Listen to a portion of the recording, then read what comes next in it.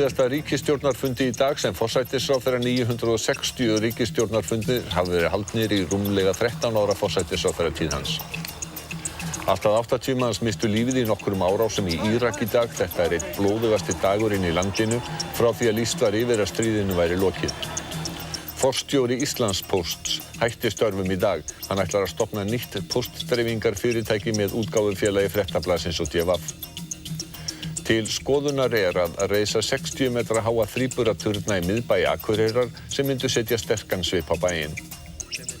Formaður KÍ segir að fleiri en Íslandsbanki og Sjó á almennar geti hugsað í krónum og aurum og hótar fyrirtækjunum hörðum viðbrögðum vegna áforma heilsuskóla í kennaraverkfalli. 40% íslenskra karlmanna á aldrinum 45 til 75 ára eiga við risvandamál að stríða. Gott kvöld. Nú hefjast fréttir og kastljósið þriðjudaginn 14. september.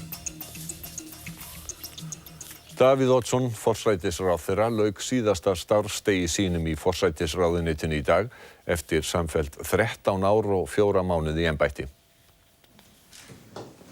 Ríkisstjórnarfundurinn í morgun var númer 960 í röðin á þeim langa tíma sem Davíð Oddsson hefur verið forsætisráðherra.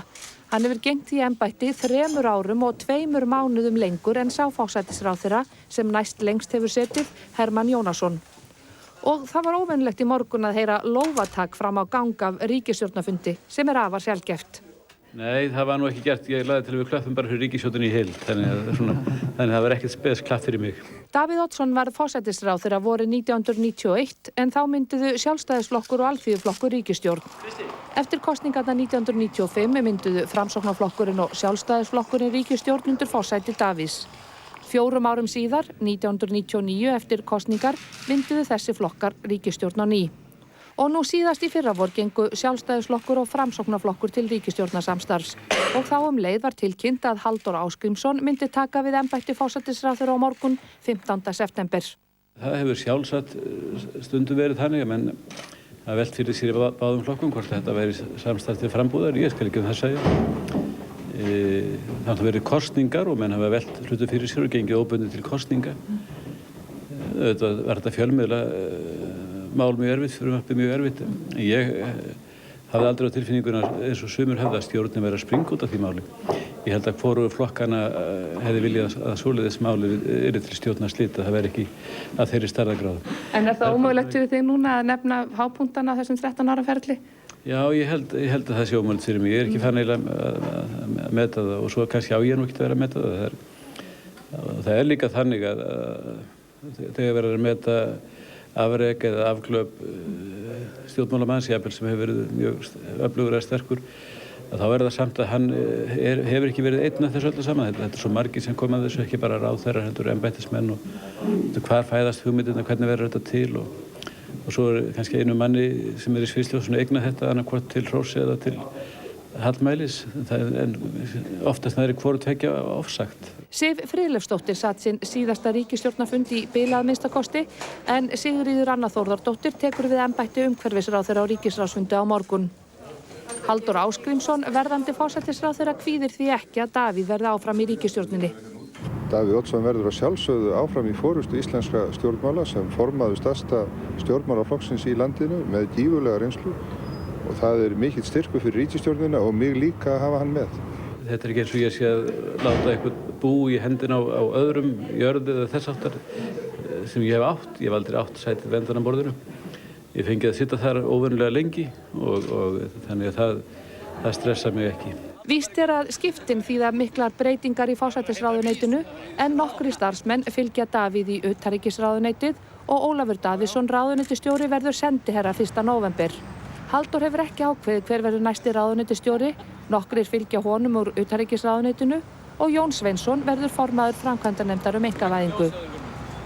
Forseti Slóveníu bauð Davíð fyrir löngu í vinnuheimsókn til sín og hann fer utan í 10 daga heimsókn í næstu viku. Hann hringdi til mín þegar að vildi ræða þetta og þá var hún sagt að ég ferði á sjúkrahús og búið að taka úr mig nýrað og þá horfði hann á almanakið á borðinu sínu og það var upp á dag 5 ár síðan hann hefði lent í þessu sama. En varnarmálin eru brýnustu verkefni nýs utanríkisráðherra. Síðast þegar ég talaði við Colin Powell í síma þá ég sagði hann við hann væri náttúrulega fyrir haus í mörgum vandamálum. Hann sagðist nú alltaf hafa tíma fyrir mig, var nú svo huggulegur, en sagði láttu þið batna og kláraðu það og svo hittist við og klárum málin. Þannig að hann lenti í krabbamein í blöðruhálskirtli, þannig hann skilur þetta. Þetta eru aðskoti veikir gamlir menn alls staðar. Davíð þarf samt sem áður að byrja rólega í nýja ráðuneytinu að læknisráði.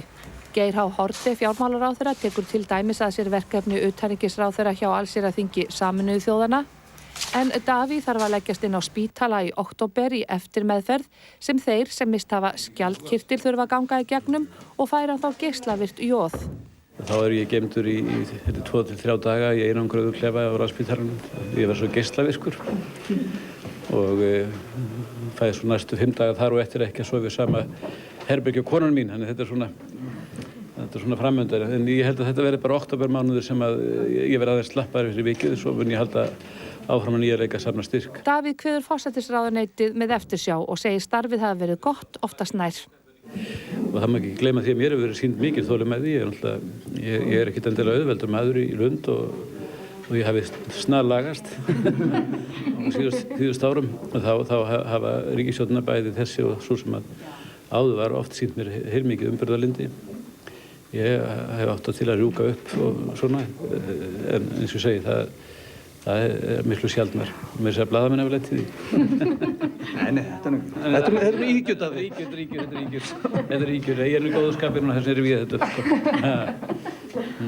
Já, það er ekki ímyndum hvað er gaman að geta hægt í svona starfi í góðu skapi og ánægður, sko. Þá til útlanda, það er talið að alltaf 80 manns hafi látist í nokkrum árásum í Írak í dag. Meira en 100 eru sárir. Flestir hinna látnu og særðu eru óbreyttir borgarar. Hrikalegar fréttir hafa borist frá Írak í dag en svo virðist sem dagurinn sé einn sá blóðugasti síðan George Bush, forseti Bandaríkjanna, tilkynnti að stríðinu þar væri lokið. Fyrsta árásin og sú mannskæðasta var gerð á háannatíma í Haifa-götu í miðborg Bagdad í morgun. Öflug sprengja sem komið hafði verið fyrir í bíl fyrir utan lögreglustöð sprakk með þeim afleiðingum að 47 manns létust. 114 særðust, margir mjög alvarlega. Margir hinna látnu biðu þess að komast inn á lögreglustöðina til að sækja starf þar. Einnig fórust vegfarendur en í nágrenninu eru útimarkaður, kaffihús og verslanir. Eins og gefur að skilja voru nærstaddir skelfingulosnir enda minnti gatan á vígvöll. Klukkustund síðar bárust fregnir af því að 12 lögreglumenn og 1 óbreyttur borgari hefðu verið skotnir í bænum Baquba, norður af Bagdad. Þá féllu 10 Írakar í bardugum við bandarískar hersveitir í bænum Ramadi, vestur af Bagdad, en hermálayfirvöld í Bandaríkjunum hafa ekki enn viljað staðfesta þessar fregnir. Þá féll bandarískur hermaður og 5 særðust þegar skotið var á þá skammt frá varðstöð í borginni Mosul í norðurhluta Íraks. Skömmu eftir hádegi sprakk sprengja við olíuleiðslu skammt frá bænum Beitz í norður af Bagdad. Slökkvilið er enn að störfum þar en rafmagnslaust er víða í Írak af þessum sökum. Síðdegis birti hópur hryðjuverkamanna sem talið er að tengist Al-Qaida yfirlýsingu á vefsíðu sinni þar sem fagnað er hve vel liðsmanni þeirra hafi tekist til í Bagdad í morgun. Hryðjuverkamennirnir lúta stjórn Abu Musab al-Zarqawi sem er 38 ára Jordani. Hann er hátt settur innan Al-Qaida og vísbendingar eru að hann sé einn af nánustu samstarfsmönnum Osama bin Ladens. Áköf leit Bandaríkjahers af al-Zarqawi hefur engan árangur borið en stjórnvöld vestra hafa sett $10 milljónir til höfuðs honum. Frétt HF sem gefur út Fréttablaðið og DFF og Einar Þorsteinsson, fyrrverandi forstjóri Íslandspósts, ætla að stofna nýtt póstdreifingarfyrirtæki. Einar sagði upp hjá Íslandspósti í dag og lét þegar af störfum. Einar Þorsteinsson segir að nýja fyrirtækið sem enn hefur ekki verið stofnað ætli að hasla sér völl í dreifingu pósts af öllu tagi, bréfa, tímarita og blaða, en á þessum markaði séu margir vannýttir en spennandi möguleikar. Fyrirtæki verði byggt á dreifikerfi Fréttablaðsins sem sé mjög öflugt með á 1300 starfsmenn og búi yfir mikilli þekkingu og reynslu. Íslandspóstur hefur einkarétt á dreifingu bréfa undir 100 grömmum á þyngd en þyngdarmörkin verða lækkuð í 50 grömm árið 2006 í samræmi við tilskipun Evrópusambandsins. Stefnt er að því að afnema einkaréttin í síðasta lagi 2009 en miðað við þróunina í Evrópu er talið líklegt að það veri gert fyrr. Einar sagði upp starfi sínu í dag með bréfi til stjórnar Íslandspósts og hætti þegar í stað. Í tilkynningu frá stjórn eru honum þökkuð velunnin störf og óskað velfarnaðar. Fjármálastjóri og starfsmannastjóri Íslandspósts muni sinna störfum forstjóra þar til nýr hefur verið ráðinn. Hugmyndir eru uppi byggingu 3 háhýsa í miðbæ Akureyrar á svokölluðum Sjallarreit og verður hæð þeirra 60 metrar. Heildarflatarmál verða 23.000 fermetrar. Þetta yrðu langhæstu íbúðarhús landsins. Forsvarsmenn verktakafyrirtækisins SS Byggis hafa þegar kynnt hugmyndir sínar fyrir bæjaryfirvöldum og falla þær í góðan jarðveg. En það er alveg ljóst að rísi stórhýsi hér fyrir aftan mig mun það setja mikinn og sterkan svip á miðbæ Akureyrar. Þessi hugmynd gerir ráð fyrir því að þetta verði hús sem er með 3.600 fermetra verslunarmiðstöð eða verslunarhúsnæði, 6.400 fermetra bílageymslu og síðan 17 hæða íbúðaturnum með alltaf 150 eða miskusti 150 íbúðum í svona mismunandi stærð eftir því hvar í þessum turnum þessar íbúðir eru. Þannig að þetta er 23.000-4.000 fermetra bygging í allt. Þetta er stór framkvæmd. Verða þetta eftirsóttar íbúðir heldur þið? Já, það er alveg öruggt mál að eftirhæðirnar verða mjög eftirsóttar í svona húsi. Þú hefur útsýni hér yfir allan fjörðinn og yfir allan bæinn, þannig að það er ekki nokkuð vafi að það verður. Þegar þú ert komin hér upp fyrir það og sjáir yfir öll önnur hús í bænum, þá verður það örugglega mjög eftirsótt. En þetta er raun og veru bygging sem að sameinar svolítið þar sem menn hafa verið að leita eftir að fá stórt verslunarpláss hér í bæinn, stórt verslunarpláss í miðbæinn sem að raun og veru uppfyllir nútíma þarfir til verslunarhátta og líka það að fjölga verulega íbúðum hér í miðbænum. Formaður Kennarasambandsins hótar hörðum viðbrögðum við áformum Íslandsbanka og Sjóvár almennra að bjóða starfsmönnum dægradvöl fyrir börn þeirra á meðan á verkfalli stendur. Aðstoðarbankastjóri Íslandsbanka telur viðbrögðin byggð á misskilningi og hefur boðið formanninum til fundar á morgun. Áform Sjóvár almennra og Íslandsbanka að bjóða börnum starfsmanna vist í svokölluðum heilsuskóla og þar með sama stað á meðan verkfalli kennara stendur hefur vakið hörð viðbrögð formanns Kennarasambandsins. Við erum að benda á að með þessu móti þá stillir þetta fyrirtæki sér upp við hlið viðsemjenda okkar og verður þannig andstæðingur okkar og við umgöngumst á þetta fyrirtæki í nútíð og framtíð út frá því. Og hvað ertu að meina með þessu? Ég ætla ekki að hafa fleiri orð það en bankar þeir hugsa í peningum og við getum líka gert það.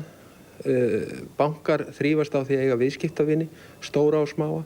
Við höfum okkar ráð ef að þeir ekki láta af þessu. Og hvaða ráð eru það? Það kemur í ljós, bankinn mun þá sjá það. Reyndar hefur bankinn beðið fund út af þessu á morgun, þannig að við skulum sjá hvað setur í framhald af því. Ertu að meina með þessu að þið muni beina til ykkar félagsmannum að færa viðskipti sín frá Íslandsbanka? Ég ætla ekkert að segja frekar það á þessu stigi.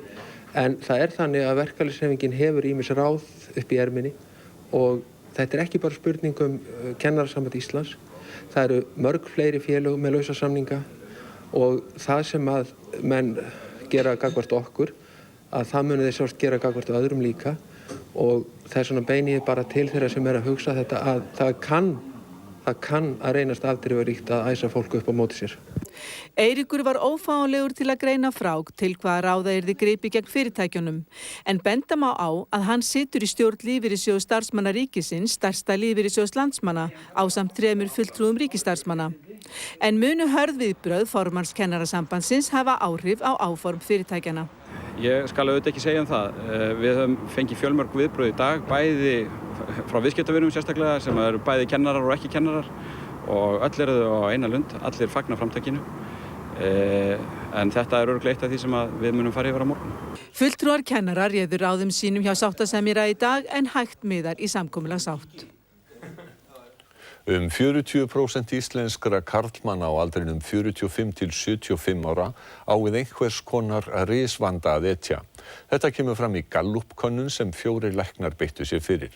Markmiðið með þessari könnun, hinni fyrstu sinnar tegunda sem gerðir hérlendis, var að kanna hversu algeng slík vandamál væru hjá körlum á þessum aldri og öðlast þannig betri skilning á kynhegðun þeirra sem glíma við vandamál af þessum toga. Leitað var til 4.000 karla samkvæmt slæmbiúrtaki úr þjóðskrá, rösklega 1600 svöruðu eða tæplega 41%. Það kemur út að af þessum að 40% karlmanna á aldrinum 45 til 75 ára á við einhvers konar ristruflunar að stríða. Þetta auðvitað stór hópur. Það auðvitað mismunandi ástæður fyrir ristruflunum. Það geta verið líkamlegar eins og við köllum oft, geta verið félagslegar eða geðrænar. Af þeim sem svöruðu höfðu milli 10 og 20% leitað ásjárlækna vegna risvanda. Við getum boðið upp á rislyf. Það eru þessi nýju lyf eins og Viagra, Cialis, Levitra. Við getum boðið upp á sprautur sem sprauti í liminn. Það jafnvel aðgerðir og viðtalsmeðferðir. Guðmundur Vika segir að þótt 40% sé hátala virðist hún fljótt á litið lægri en kannanir í þessu erlendi sýni. Fleira kemur líka nokkuð á óvart. Samfara tíðni jafnvel meiri hjá okkur að því virðist. Það kom okkur svolítið óvart hvað það algengt á hjá eldri mönnum til dæmis. Þegar spurt var hversu oft menn hefðu samfarir var útkoman þessi. 7,6% hefðu samfarir oftar en 3 í viku, 40,9% einu sinni til 2 í viku, 31,6% einu sinni til 3 í mánuði, 11,7% einu sinni til 11 sinnum á ári og 8,3% sjaldnar en einu sinni á ári. 42,3% kváðust eiga samfarir við eiginkonum sína eins oft og á listi, en meiri hlutin 57,2% sögðu að vera sjaldnar en þá fyrsti og örfáir 0,5% kváðu að vera oftar en þá langaði til. Niðurstöðurnar úr þessari könnun verða nú meðal annars kynntar öðrum læknum og heilbrigðisstarfsmönnum, enda hefur komið í ljós að mörgum finnst erfitt að ræða þessi mál við lækni og læknar spyrja sjaldan þau að fyrrabragði. Við fjöllum nánar þessa Gallup-könnun í Kastljósinu að loknum fréttum. 14 ára drengur var stunginn til bana í úthverfi norður af Stokkhólmi helgina. 16 ára piltur í haldi lögreglu grunaður verknaðinn. Talið að átök milli nýnasista og innflytjenda sé að ræða. Ja. Talið að til átaka hafi komið milli nokkura ungra innflytjenda og hóps nýnasista í almenningsgarði í Sollentuna skammt norður af Stokkhólmi á laugardagskvöld. Slagsmálin enduðu með því að 14 ára drengur úr hópi nýnasista var stunginn með hnífi og lést hann á sjúkrahúsi síðar kvöldið. Bekkjarfélagar hins látna hittust í skólanum í dag en margir þeirra eiga mjög sárt að binda. De har gjort så mycket de kan. Man satt upp en minnesstund och lyssna på lite låtar och man får gå till aulan om man känner sig ledsen och vill få skriva en bok om vad man tycker. Det är liksom inte samma glada miner på folk och ja, det är inte lika mycket skratt och så här som det brukar vara. Vad pratar man om? Vem som har gjort det. Om vad som har hänt och hur man kände honom, vad man hade för relation till honom och så vidare. Mikil sorg ríkir í Sollentuna vegna atburðarins. Þar búa tæplega 60.000 manns og garðurinn þar sem drengurinn var myrtur vinsæll meðal fjölskyldufólks. Fjölviðiskip Samherja Vilhelm Þorsteinsson kom til Akureyrar í dag eftir að hafa verið á veiðum í 100 sólarhringa. Aflaverðmætið $0,5 milljarður króna. Vilhelm Þorsteinsson eitt glæsilegasta fjölveiðiskip íslenska flotans og þegar skipið að koma úr slíkum mettúr sér bæjarstjórinn á Akureyri ástæðu til að fagna komu skipsins. Og ekki dugði minna en digur rjómaterta handa mannskapnum. Vilhelm Þorsteinsson fór frá Akureyri daginn eftir sjómannadag 7. júní. Aflinn í veiðiferðinni var 15.000 tonn af síld úr norsk-íslenska stofninum og 1.000 tonn voru tekin á halamiðum á heimleiðinni. Það skiptir öll að hafa góð áhöfn. Við höfum haft úrvars áhöfn frábær áhöfn sem hefur skilað 120-150 tonn af flökum á dag og ég held að það sé bara, ég sé ekki allir sem gera sér grein fyrir því hvað mikil vinna liggur þar að baki. Þannig að við höfum stýrt veiðunum svolítið með því að við stoppum ef við erum konið með, við erum helst ekkert með hráefni lengur en rúmum sólarhringum borð sko, þá tökum það sem dugar í þann skammt og reynum svona að halda vinnslunni og veiðum að vinnslu gangandi bara. Sættir mannskapur sig við svona langa túra? Já, þetta náttúrulega margir sem skipta, en við erum búin að skipta þessum að þeir sætta sig við þetta og þeir fá góð frí á milli og við hefum skipt nú í sumar á Svalbarða og og einu sinni eftir það hefur við skipt, þannig að já, áhöfnin sætti sér við þetta. Skipið reyndist það vel og allur tækjabúnaður? Já, þetta frábært skip og það sem við gerum þetta líka, frábært skip og góð útgerð sem stendur að baki þessu. Það með öllu þessu þá næst árangur. Maður á flótta undan lögreglu kastaði unga barni út úr bíl í Wisconsin í Bandaríkjunum í gær. Maðurinn stal bílnum sem barnið var í. Dana Bettin var í heimsókn hjá móður barnsins. Þeim varð sundurorða og hann stökk upp í bíl hennar og ók af stað á alltaf 160 km hraða og lögreglan á eftir. Skyndilega hægði hann á sér og var á lítilli ferð þegar hann kastaði barninu út úr bílnum í barnastólnum. Lögreglumenn gripu barnið sem varð ekki meint af. Eldingaleikurinn hélt síðan áfram á miklum hraða þar til Bettin ók á lögreglubíl og bílinn valt. Hann slasaðist alvarlega og dó nokkru síðar á sjúkrahúsi. Þessar myndir náðust á myndavél í lögreglubíl. Meiri hluti samgöngunefndar Reykjavíkurborgar hafnaði í dag tillögu sjálfstæðismanna mislæg gatnamót á Kringlumýrarbraut og Miklubraut en samþykkti að hefja undirbúning að breytingum á gatnamótunum með umferðaröryggi að leiðarljósi. Samhliða því verði vinnu við Sundabraut haldið áfram. Sjálfstæðismenn í samgöngunefnd Reykjavíkurborgar hafa lagt mikla áherslu á að mislæg gatnamót á mótum Kringlumýrarbrautar og Miklubrautar verði skilgreind sem forgangsverkefni og lögðu tillögu þar að lútandi fram á fundi nefndarinnar í dag. Samhliða yrði unnið að skipulagi Sundabrautar. Tillögunni var hafnað. Fulltrúar Reykjavíkurlistans í samgöngunefnd lögðu aftur á móti til að þessi umdeildu gatnamót Kringlumýrarbrautar og Miklubrautar verði breytt. Þau breikkuð með umferðaröryggi að leiðarljósi. Gert yrði ráð fyrir 3 akreinum fyrir beinastrauma og 2 akreinum fyrir allar vinstri beygjur og umferðinni áfram stjórnað með ljósum.